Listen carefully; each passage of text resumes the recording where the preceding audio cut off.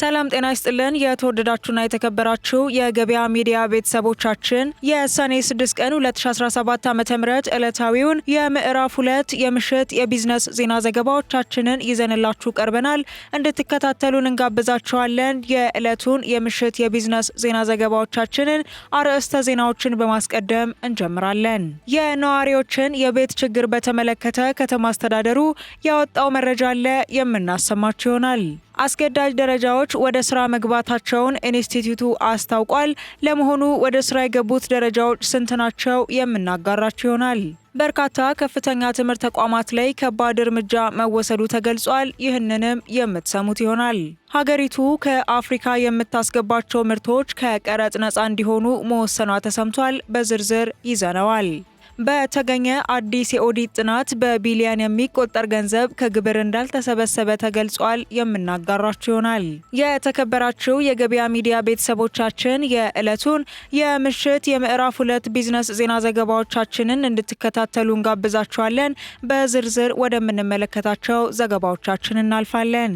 በመዲናችን አዲስ አበባ ብዙዎቹ ለመኖሪያና ለኢንቨስትመንት ተመራጭ ባደረጉት በለቡ መብራት በቻድ ኤምባሲ አጠገብ በማራኪ ኮሪደር ልማት ደምቆ የሚታየው ዲኤምሲ ሪል ስቴት ማራኪ እይታ ያለውን የመጨረሻውን ብሎክ በቅናሽ ዋጋ ይሻሙ ይሎታል። ከአነስተኛ ወለል ጀምሮ በመረጡት የፍሎር አማራጭ ከስቱዲዮ እስከ ባለ 4 መኝታ ከ508 ሺህ ብር ጀምሮ በመክፈል የቤት ባለቤት እንሆ ይሁኑ። 60% በሚደርስ የረጅም ጊዜ ባንክ አማራጭ ከወለድ ነፃ አገልግሎት ጋር አመቻችተናል። ቀድሞ ለሚመጡ ለ20 ዕድለኞች እስከ 30% የሚደርስ ቅናሽም አዘጋጅተናል። ለበለጠ መረጃ ለቢሮ ቀጠሮ እንዲሁም ሳይት ለመጎብኘት በ0968 7272 29 አሊያም በ0922 917974 ላይ ይደውሉ።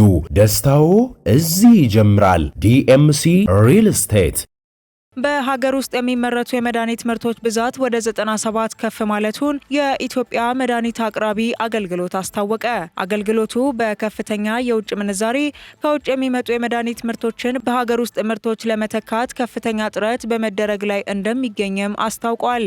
በዚህም የሕክምና መገልገያ ግብዓቶችን በማምረት ስራ ላይ የተሰማሩ ባለሀብቶችን በመደገፍና በማበረታታት ብሎም አዳዲስ አምራቾችን ወደ ዘርፉ በመሳብ የሀገር ውስጥ ምርትን ከ8 በመቶ ወደ 37 በመቶ እንዳደገ የኢትዮጵያ መድኃኒት አቅራቢ አገልግሎት ዳይሬክተር ዶክተር አብዱልቃድር ገልገሎ ለአሃዱ ተናግረዋል። በተጨማሪም 40 የነበረው የመድኃኒቶች ምርት አይነትም ከ97 መብለጡን የተናገሩት ዳይሬክተሩ ይህም በመሆኑ ተቋሙ ለመድኃኒቶች ግዢ ከ11 ቢሊዮን ብር በላይ ወጪ ማድረጉን አክለዋል። ለዚህም ከግንቦት 26 ቀን 2017 ዓ.ም ጀምሮ ስራ ላይ የዋለው መመሪያ የሀገር ውስጥ ባለሀብቶችን የሚያበረታታ መሆኑን በመግለጽ መመሪያው የሀገር ውስጥ የማምረት አቅምን በማሳደግ እንደ ሀገር 60 በመቶ የሚሆነውን የመድኃኒት ፍጆታ በሀገር ውስጥ ምርት ለመሸፈን የተያዘውን ግብ ለማሳካት እንደሚያስችል አመላክተዋል። በዚህም በአጠቃላይ 1020 መድኃኒቶችና የሕክምና ግብዓቶች ለሀገር ውስጥ ፍጆታ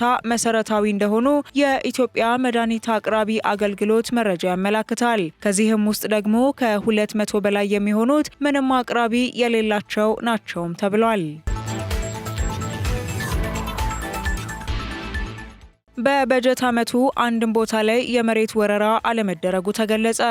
በበጀት ዓመቱ 11 ወራት ውስጥ የአዲስ አበባ ከተማን ከመሬት ወረራ ጽዱ ለማድረግ በትኩረት በተከናወነው ተግባር የመሬት ወረራን ሙሉ በሙሉ ማስቀረት መቻሉን የአዲስ አበባ ደንብ ማስከበር ባለስልጣን አስታውቋል። ከዚህ ቀደም ለከተማዋ ፈተና ከነበሩ ችግሮች መካከል የመሬት ወረራ አንዱ ነው ያሉት የባለስልጣኑ ምክትል ስራ አስኪያጅ አቶ ከፍያለው ታደሰ ችግሩን ለመቅረፍ ባለስልጣኑ ከነዋሪው ጋር በተቀናጀ መልክ መስራት በመቻሉ ከመሬት ወረራ ጋር ተያይዞ አንድም ችግር ያልታየበት ዓመት ነው ሲሉ ተናግረዋል። በዚህም የከተማዋን መሬት በአግባቡ መጠቀም አስፈላጊ ነው ያሉት ምክትል ስራ አስኪያጁ ነዋሪው ማህበረሰብም ይህን ተገንዝቦ ተባባሪ የሆነ በመምጣቱ ሊመሰገን ይገባል ብለዋል። የፍትህ ሚኒስቴር አገኘሁት ባለው የኦዲት ጥናት ከግብር መሰብሰብ የነበረበት 10 ቢሊዮን ብር እንዳልተሰበሰበ አስታወቀ።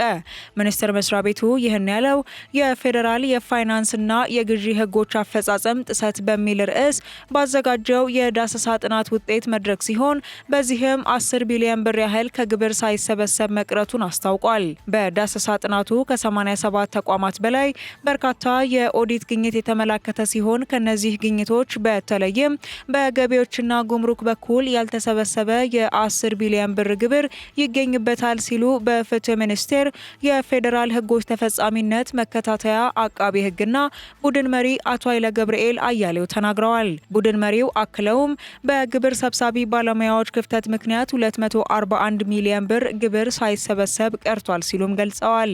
በጥቅሉ ፍትህ ሚኒስቴር አገኘሁት ባለው የኦዲት ጥናት ውጤት መሰረት አላግባብ የተከፈሉ ተቋማት የውሎ አበሎች፣ ህጋዊ ሰነድ ያልቀረበባቸው የግዢ ሂደቶችና ህግን ያልተከተለ ክፍያ ይገኝበታል ሲሉ ጥናቱን ያቀረቡት በፍትህ ሚኒስቴር የፌዴራል ህጎች ተፈጻሚነት መከታተያ አቃቤ ህግና ቡድን መሪ አቶ ኃይለ ገብርኤል ተናግረዋል።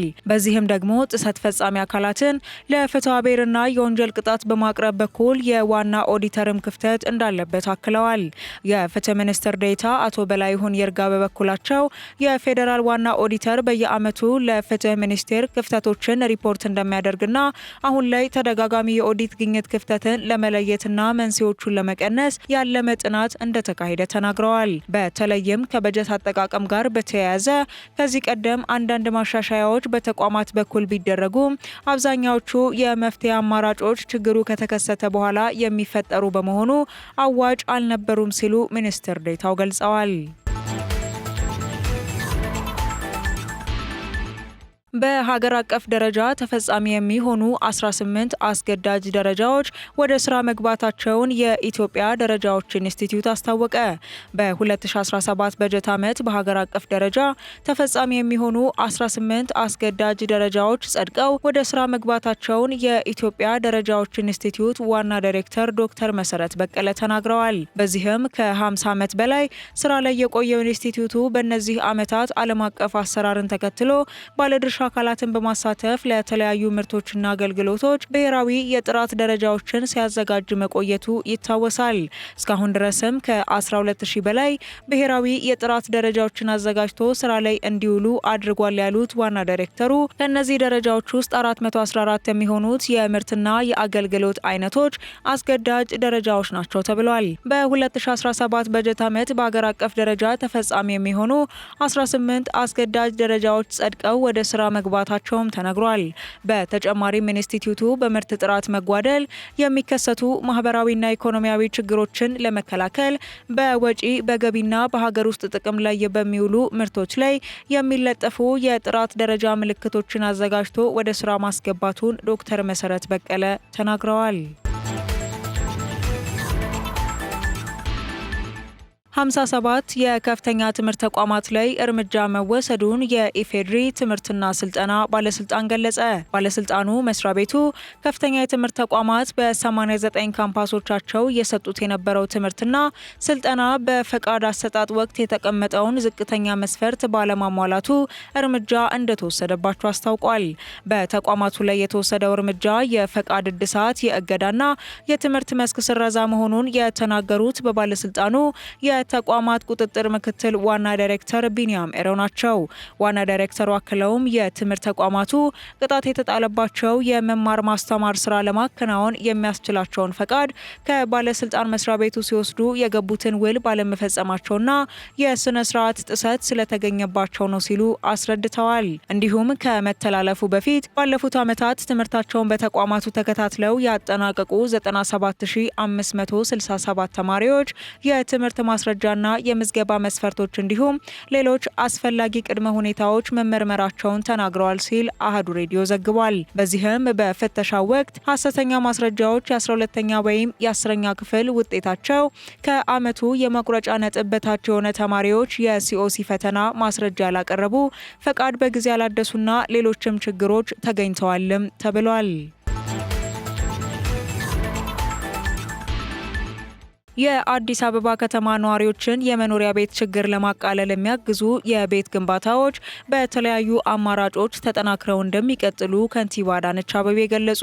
ከንቲባዋ ይህን ያሉት በንፋስ ስልክ ላፍቶ ክፍለ ከተማ ጀርመን አደባባይ አካባቢ በመንግስት በጀት በመገንባት ላይ የሚገኙ የመኖሪያ ቤቶችን በተመለከቱበት ወቅት ነው። በዚህም የቤት ፍላጎት በመንግስት ብቻ ሊመለስ የሚችል ባለመሆኑ በግንባታ ስራ ላይ የተሰማሩ የግል አልሚዎች ግንባታዎቻቸው በአጭር ጊዜና በጥራት እንዲያጠናቅቁም ከንቲባዋ ጥሪያቸውን አቅርበዋል። እንዲሁም የከተማ አስተዳደሩ ባስቀመጠው አቅጣጫ መሰረት አልሚዎች ግንባታዎቻቸውን በተያዘላቸው ጊዜ እንዲያጠናቅቁ አስፈላጊውን ድጋፍ እንደሚያደርግ አረጋግጠዋል። የከንቲባዋ ጽህፈት ቤት ፕሬስ ሴክሬታሪያት ኃላፊ ዶክተር ሚኤሳ ኤሌማ በበኩላቸው የመኖሪያ ቤት ችግርን ለማቃለል በተሰጠው ትኩረት መሰረት በመንግስትና በግል ዘርፍ የግንባታ ፕሮጀክቶች እንዲፋጠኑ እየተደረገ እንደሚገኝ ገልጸዋል።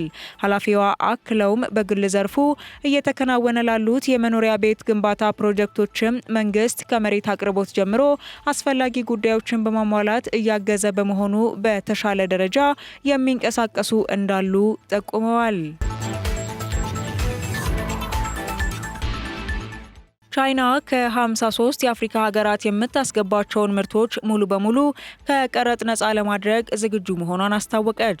ቻይና ከአፍሪካ ሀገራት የማስገባቸው ምርቶች ከቀረጥ ነፃ ለማድረግ ዝግጁ መሆኗን ያስታወቀችው በቻይና አፍሪካ ስብሰባ ላይ ሲሆን ከዚህ ቀደም የቻይና የቀረጥ ነፃ እድል ተጠቃሚ የነበሩት 33 የአፍሪካ ሀገራት ብቻ እንደነበሩ ይታወሳል። በሌላ በኩል የአፍሪካ ሀገራት ወደ አሜሪካ በሚልኳቸው ምርቶች ላይ የቀረጥ ጭማሪ ሊያጋጥማቸው ይችላል በተባለበት በዚህ ወቅት ቻይና ይህን ውሳኔ ማሳለፏ ለአፍሪካ ሀገራት አማራጭ የሚሰጥ እድል እንደሆነ ተነግሯል። ነገር ግን አፍሪካዊቷ ሀገር ኢስዋቲኒ ቻይና የግዛቷ አካል አድርጋ የምትቆጥራትን ታይዋንን ነጻ ሀገር አድርጋ እውቅና በመስጠቷ ሳቢያ ከዚህ እድል ተጠቃሚ እንደማትሆን ቢቢሲ ዘግቧል። ቻይና ላለፉት 15 ዓመታት የአፍሪካ ሀገራት ከፍተኛዋ የንግድ አጋር ስትሆን እንደ አውሮፓውያን አቆጣጠር በ2023 $170 ቢሊዮን የሚያወጡ ምርቶች ከአፍሪካ ወደ ቻይና መላካቸውን መረጃዎች ያመለክታሉ። የተወደዳችሁና የተከበራችሁ የገበያ ሚዲያ ቤተሰቦቻችን የሰኔ 6 ቀን 2017 ዓ.ም ዕለታዊውን የምዕራፍ 2 የቢዝነስ ዜና ዘገባችንን ቀደም ሲል የተከታተላችሁትን ይመስላል። አብራችሁን ስለቆያችሁ እያመሰገንን የገበያ ሚዲያን በመወዳጀት ቀሪ መረጃዎችን እንድትከታተሉ እንጋብዛችኋለን። መልካም ምሽት ይሁንላችሁ።